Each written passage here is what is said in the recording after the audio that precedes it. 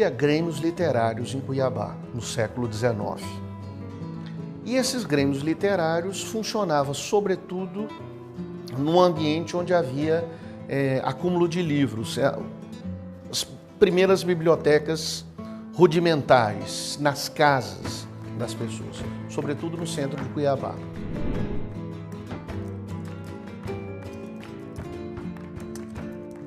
Desses grêmios literários, surgiu um grupo que montou o Centro Mato Grossense de Letras. Eu acho que era uma pleiade de intelectuais naquela época, Dom Francisco de Aquino Correia, José Barnabé de Mesquita, Virgílio Alves Correia Filho, e antigamente eles tinham o Centro de Letras. Era um projeto de 3 ou 4 que frequentavam os mesmos circuitos para montar o Centro Mato Grossense de Letras. Montaram 3. 3 se correspondiam e se encontraram e combinaram. Vamos mandar carta para os intelectuais aqui que escrevem. Esse pessoal conseguiu movimentar a vida cultural no início do século XX. Aí eles se reuniram e fundaram o Instituto e a Academia Mato Grossense. E assim fizeram. 12, inicialmente, montaram a academia e indicaram mais 12. E aí surgiu a instituição Centro Mato Grossense de Letras, fundado a 7 de setembro de 1921, no Palácio da Instrução, por Dom Aquino José de Mesquita. Dom Aquino Correia morava nosso vizinho, no Mundel, no bairro Mundel, ali por perto da Santa Casa. Então, nós convivíamos sempre com Dom Aquino, mas como criança nós não sabíamos o valor dele. Dom Aquino Correia, que foi o maior tribuno religioso no Brasil na época dele. Ele chegava a representar Getúlio Vargas até no exterior, para falar em nome do Brasil. Era um homem que convivia dentro da academia e do instituto na maior intimidade com os membros da academia, do instituto. Porque as duas entidades é um fruto de um sonho dele, são frutos de um sonho dele.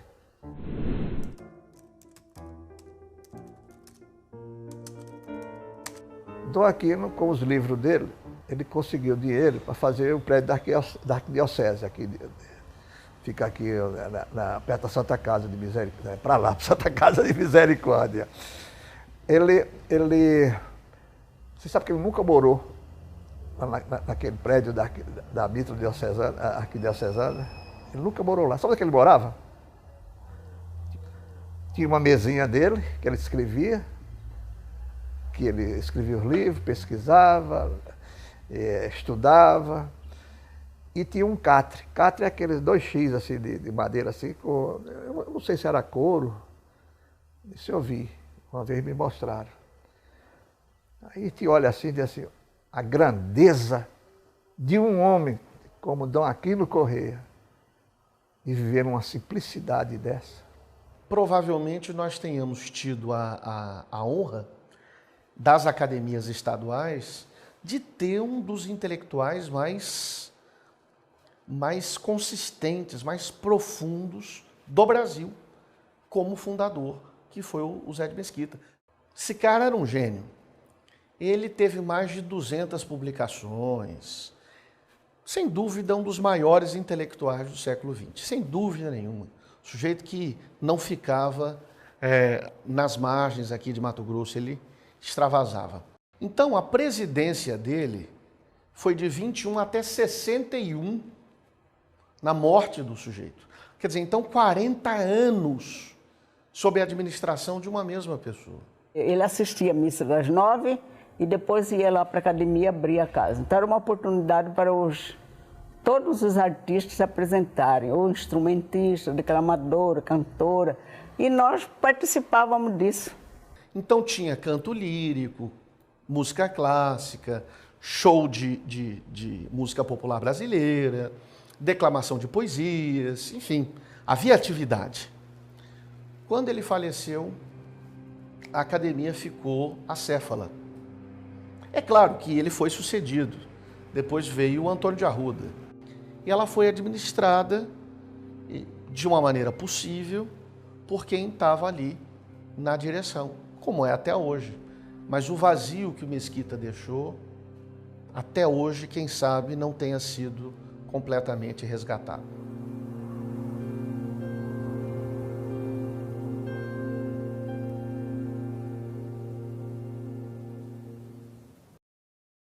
Agora, uma coisa que é complicada é que a academia ela não tem renda, ela não tem recurso. Você sem dinheiro, você não faz quase nada, né? Você não produz.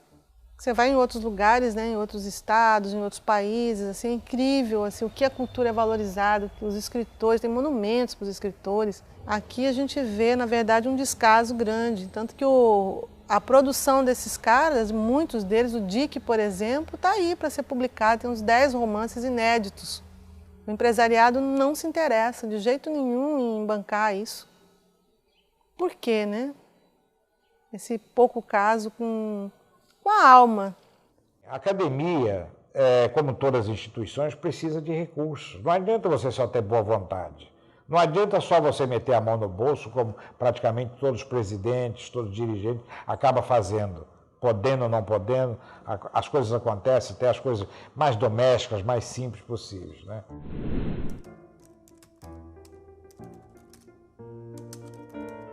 Por questão financeira, nós tivemos na academia momentos de maior ou menor grandeza. Porque tudo que a gente vai fazer tem a parte financeira para poder acomodar, porque não é só sonho não resolve os problemas do mundo.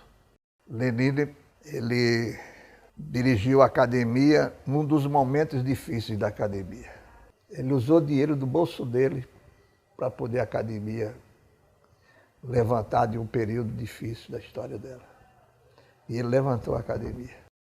Hoje nós começamos a viver um novo momento dentro dessa perspectiva que se abriu com as assinaturas desse acordo que a Academia e o Instituto Histórico fizeram com o governo do Estado, né, em que vai haver um aporte de recursos para a biblioteca, para a reforma do prédio, a manutenção. Tudo isso abre uma perspectiva de que a Academia e o Instituto, ou seja, a Casa Barão de Melgaço, se tornem num centro importante, não apenas para os membros, mas para a comunidade cuiabana, para a comunidade mato-grossense.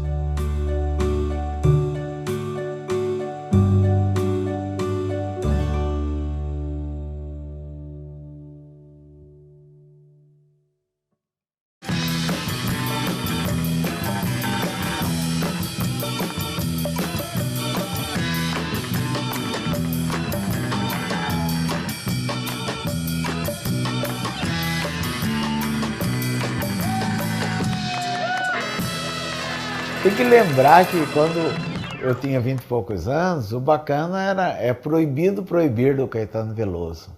Era um momento da gente quebrar todas as estruturas. Então uma academia para mim me parecia uma coisa engessada naquela época. Esse movimento anti-acadêmico, ou anti-academicismo, né, que é tanto contra a instituição em si, de academia formal tal, quanto a forma de escrever. E aqui em Mato Grosso ela se reflete através do movimento Graça Aranha, em homenagem ao Graça Aranha, do qual fazia parte o Rubens de Mendonça. O Rubens de Mendonça, me parece que João Antônio Neto, lançaram o manifesto Graça Aranha, dizendo que o momento era outro, que precisávamos ter. Mas havia uma necessidade realmente de renovação, porque a influência de Dom Aquino Correia era extraordinária naquele período, e o Dom Aquino fazia uma literatura parnasiana, no momento em que se caminhava para o modernismo. Essa juventude partiu para o confronto. A juventude da qual pertenceu o Rubens de Mendonça, um confronto mais maleável, até porque dada a importância da figura do Estevão de Mendonça, o pai do Rubens de Mendonça, não se davam, ele não tinha condições de fazer um corte radical de rompimento. Já essa turma de anos posteriores, do qual fazia parte Silva Freire, o Vladimir e outros, tinham mais liberdade, né, porque eles não tinham esses laços familiares, então foram mais duros, mais ácidos. O Silva Freire era contra a academia. Ultra vanguarda, ultra para frente com Vladimir Dias Pino. Eles brigaram sério, inclusive, por causa da entrada do Silva Freire. O Silva Freire só se candidatou pelo apoio que a Leila deu. Se não fosse a Leila, ele não teria se candidatado. Mas perdão, meu pai, não consegui. Isso ele falou em lágrimas. Eu não consegui, minha mãe, perdão. Leila, minha vítima, desculpe, não consegui. Daniela, minha filha, eu não consegui, me desculpe. Larissa, minha filha, me desculpe, não consegui. Murilo, me desculpe, meu filho, eu não consegui. Glenda, minha filha, eu tentei, mas não consegui o poema Criança para esta noite rondonina. Só pude fazer este discurso, painel com que fia e afia a emoção que tece e prece de todos nós em nome da liberdade. Isso eu fiz e agradeço a Deus. Obrigado, meus senhores e minhas senhoras. Bonito, né? Ele terminou isso em pranto, chorando. Você pega os poemas de Freire, você não entende na primeira leitura. Você precisa ser coautor. Você lê e você interpreta. E o pessoal da academia era de uma outra linha. E ele chegou lá em casa, meio preocupado, ele disse para mim, Leila, eu recebi um convite para mim adentrar a academia. E o que você acha disso? Eu disse, acho que é uma coisa maravilhosa. Você sempre falou que a academia era isso, a academia era aquilo. É fácil criticar, mas se você acha que está errado, entra lá e faz da sua maneira. Ele sorriu e aí nós festejamos.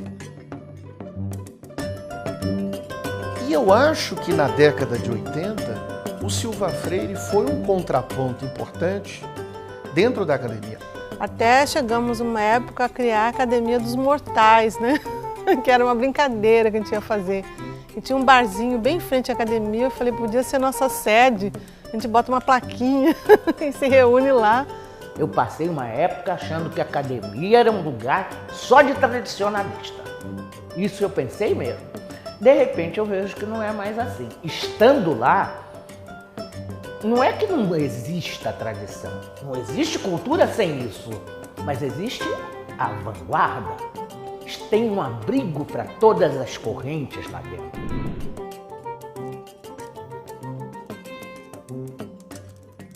A academia fez parte da alegria de Cuiabá desde quando ela foi criada. Ela é interessante, porque aqui não tinha universidade. Ela foi algo parecido com uma universidade. E com a presença da Universidade Federal de Mato Grosso, a partir de 1970, ela sofre uma nova transformação. Na administração do Dr. João Alberto Novis Gomes Monteiro, ele fazendo pesquisa, descobriu que a Casa Barão do Melgaço não constitui só essa parte onde está na Barão do Melgaço, mas aos fundos na Comandante Costa. Então ele começou a cuidar disso junto do governo, porque tinha feito o seguinte, a academia já colaborou com o governo quando instalou a Faculdade de Direito lá, na propriedade da academia. Depois, teve o restaurante universitário, Maria Pedrociano, era o restaurante ali de lado, naquela parte de lado. A academia colaborou. Então, diante da colaboração que a academia já fez, é a hora de retornar o prédio para a instituição que pertence. Então, o presidente João Alberto começou essa luta e, depois dele, outras pessoas continuaram, inclusive a minha administração e agora o do Maum. Nessa administração, nós conseguimos os anexos de volta para a academia. O próximo passo da academia é recuperar o complexo da academia, não é só o casarão, é onde funcionava a faculdade de Direito.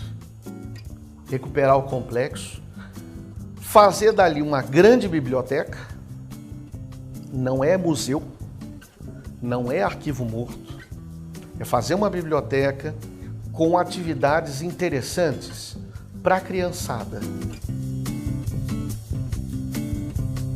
Tudo depende de você entender que a academia é um estabelecimento de lembranças culturais do estado de Mato Grosso. Enquanto você não entender que ela está estabelecida como um marco da cultura de Mato Grosso, e esse marco tem que ser aglutinador e não desagregador, aí não adianta nada. Se tiver desagregação lá dentro, vai por água abaixo toda a estrutura e pensamento que nós temos, inclusive, no nosso estatuto, que, aliás, foi um ganho maravilhoso que a academia teve. Foi uma luta para mudar o estatuto e, de uma maneira, não escancarar a porta, mas, pelo menos, dar condições de fazer uma eleição correta, com todos o ritual da academia e sem essa rigidez que acontecia, eu não conseguia eleger a pessoa. Para fazer uma eleição na academia é um drama, é uma novela, porque ela segue um ritmo estatutário muito fechado. Publica-se o edital é público. Ele precisa ser republicado. Além disso, a gente colocava no jornal. Então, estão abertas as vagas, etc. e tal. Do meu ponto de vista, nunca teve tanta concorrência. A academia ganhou uma visibilidade interessante. Há todo um processo eletivo, sério, onde são designadas pessoas para avaliar o seu currículo. Eu passei por uma tríade. São 3 pessoas que avaliam você. Agora mesmo, nós tivemos lá na academia 13 vagas.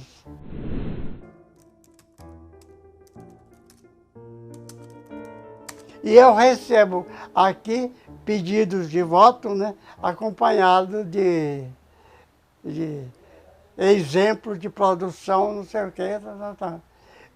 Quer dizer, eu vou lá votar já julgando o que eu recebi. É claro que a maioria não passa, né? São tentativas frustradas, mas há algumas de grande valor. E a academia deve se abrir cada vez mais. Sem dúvida, a academia perdeu esse ranço que é muito ruim de localização demográfica, aliás, geográfica. Ela hoje é ampla e amplificada. Ampla no sentido do espaço e amplificada no sentido das vozes. Essa atitude é perfeita. Porque o que existiu foi um isolamento da academia, como se fosse um altar para adoração, não sei o quê. Não, ali são criaturas da mesma espécie, né, com interesses variados e capazes de serem aproveitados.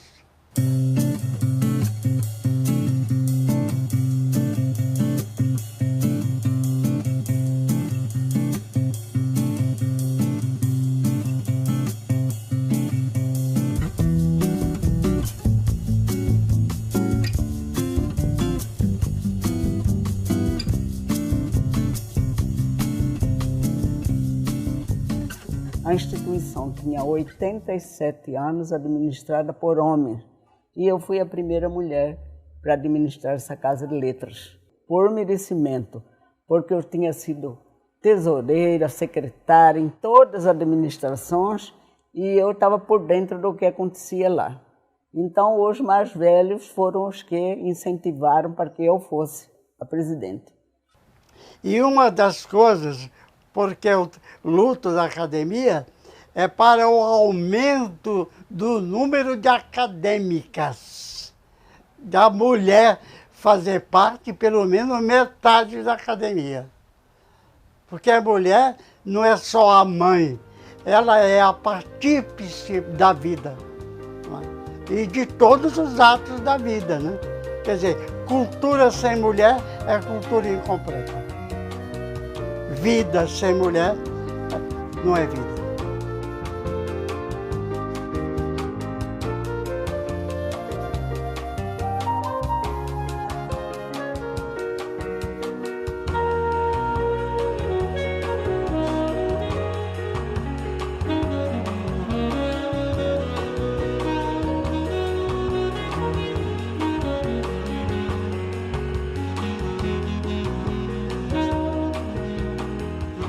Eu acho que você não encontra em canto nenhum no Mato Grosso o maior volume de publicações literárias de Mato Grosso do que na academia. Você não encontra. A academia trata disso, cuida disso, cataloga isso, organiza e está agora fazendo até a digitalização de documentos. Isso também era quase inconcebível há pouco tempo. Mas eu acho que a academia está fazendo um trabalho de revigorar as letras mato-grossenses. Em que sentido? Não é no sentido de empossar todo mundo, não.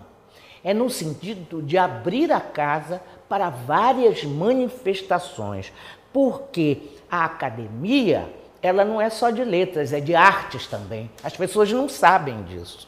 Eu vejo que esse sentido está sendo realmente tomado, encarado e revigorado.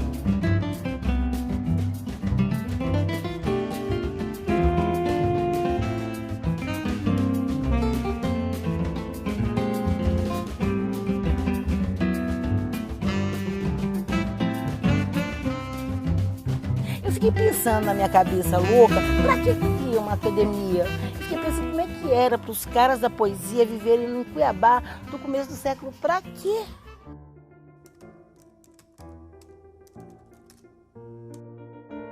Criar essa academia deve ter sido uma atitude, uma maneira de corporificar, de proteger a obra, de dar canal, de ter uma troca.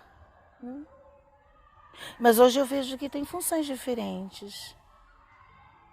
Hoje eu vejo que é o lugar mais seguro para a minha obra estar depois de mim. Eu acho isso imenso. Para quem escreve, você pergunta, e depois que eu morrer? Esquecimento? A academia ela é didática no ensinamento de que para você entrar, você precisa falar de todos aqueles que sentaram naquela cadeira antes de você. E só por esse rito, aquelas pessoas não vão morrer jamais. Pode parecer arcaico, passé, desnecessário, não sei, mofado, academia, Mato Grossense de Letras, mas eu acho que o que dá o tom para a academia são os acadêmicos. E houve uma ação muito louca de colocar toda uma gente que tem feito poesia bonita e boa nos últimos tempos. Mudou a configuração do que se assinava como academia. Longe de mim querer julgar, não me cabe e não é delicado. Eu acho que ela teve um papel muito importante ao longo da história e continua tendo. E ela não pode jamais abdicar dessa força. Essa é a força da Academia Mato Grossense de Letras. É lutar pela preservação da nossa cultura, para trazer as pessoas, tornar as pessoas que lutaram conhecidas nas várias frentes que nós tivemos. estatutariamente, o objetivo da academia é o quê? É cultuar e popularizar a linguagem, seja linguagem mato-grossense, como a língua portuguesa. Esse é o objetivo de uma academia. Mas é uma coisa meio estatutária, né? Dizer isso é meio burocrático. Não é. Não é. As pessoas pensam que é burocrático, mas não é. Quer ver?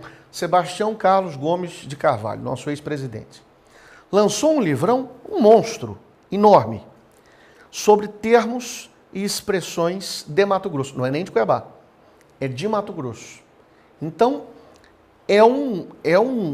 uma obra que não é qualquer coisa. Vai ser uma obra de referência para qualquer professor, para qualquer estudante, para sempre. A missão hoje da academia é popularizar a produção literária mato-grossense, que é dentro e fora da academia. Tudo bem que seja fora, mas é preciso popularizar o que está sendo escrito em Mato Grosso. Já tem uma população esperando os eventos da academia. Eu acho que essa nova face da academia, mais pop, vamos falar assim, veio para ficar, viu?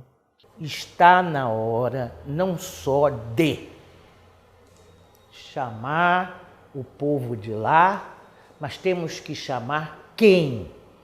Chamar os novos poetas, novos escritores, novos artistas, novos músicos, novos, não são os gigantes. Esses já têm um lugar, não é? Nós precisamos de levar aqueles que não têm lugar, os desconhecidos. Eu acho importantíssimo isso. Agora, nós somos quase 40, não é? Nós estamos em efervescência, em ebulição, conquistamos muitas coisas, só que eu acho que também precisamos parar e ver qual é o rumo que vamos tomar. Porque estamos em efervescência. Você não pode continuar em efervescência a vida toda. Senão, aonde vai? A academia tem que ser uma coisa muito viva, um organismo vivo. Até mesmo de choque de ideias e de estilos, sobretudo. E isso que é o interessante. É estar lá e falar, gente, mas como as pessoas são diferentes. E como eles conseguem reunir tanta gente diferente aqui. A diversidade é fundamental para fazer o órgão pulsar. A pessoa saindo de casa falou, vou à academia assistir uma coisa de qualidade. Então, o selo de qualidade da academia é importante para a sociedade. O que é a academia? É uma fotografia intelectual do momento. Eu diria que essa é a minha definição. Para que ela serve? Para dar esperança através da literatura.